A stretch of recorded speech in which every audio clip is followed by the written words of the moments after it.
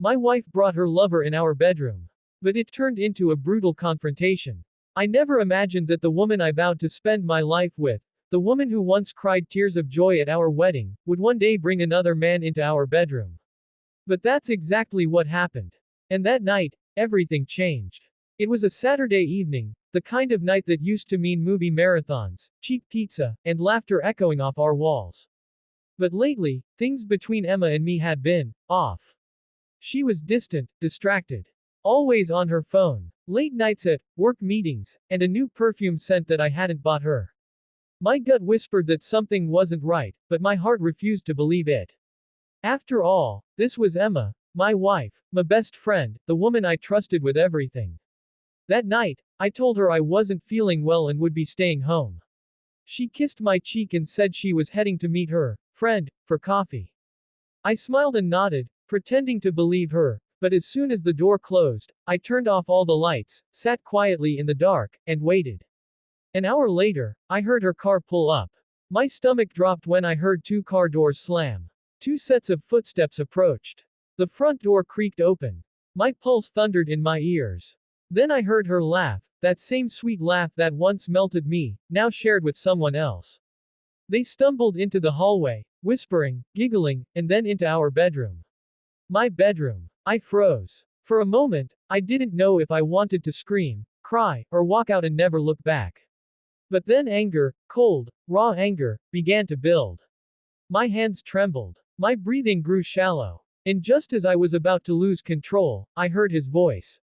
"You sure your husband won't come home?" She laughed softly. "No, he's a fool. He thinks I'm at work." Those words shattered something inside me. I quietly opened the door, my heart pounding so hard I thought they'd hear it. I flicked on the light. The room froze. Emma's face turned ghost white. The man, half-dressed, jumped back like a deer caught in headlights. "Don't stop on my account," I said, my voice shaking with barely contained fury. "Go on. Show me what betrayal looks like up close." Emma stammered, "James, it's not what it looks like." "Not what it looks like," I snapped, pointing at the man. "He's in our bed, Emma. The one we bought together. The one where we dreamed about kids, vacations, growing old."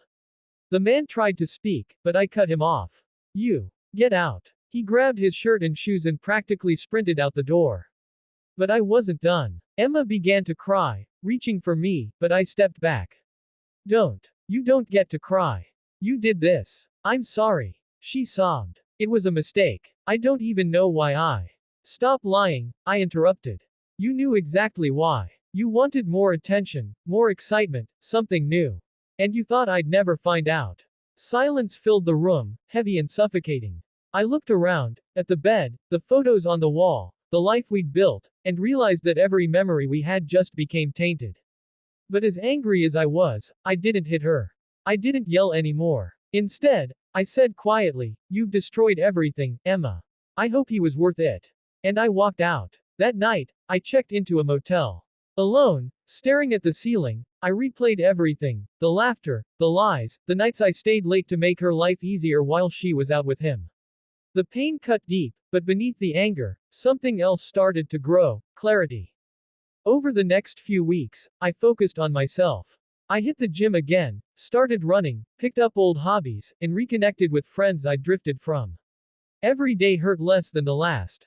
Emma tried calling, texting, even showing up at my workplace begging for forgiveness. But I was done being her safety net. Then came the divorce papers. She cried when I handed them over, but I felt nothing. The day the divorce was finalized, I stood outside the courthouse and took the deepest breath of my life.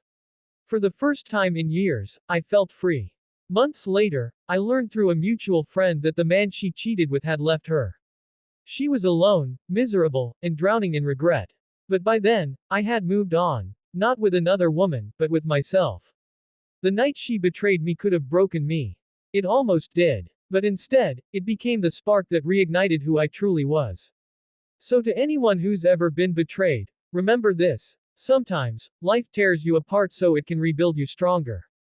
Pain doesn't define you, your response to it does. That brutal confrontation wasn't just the end of a marriage. It was the beginning of me. And I'll never forget the lesson it taught. Trust can be broken, hearts can heal.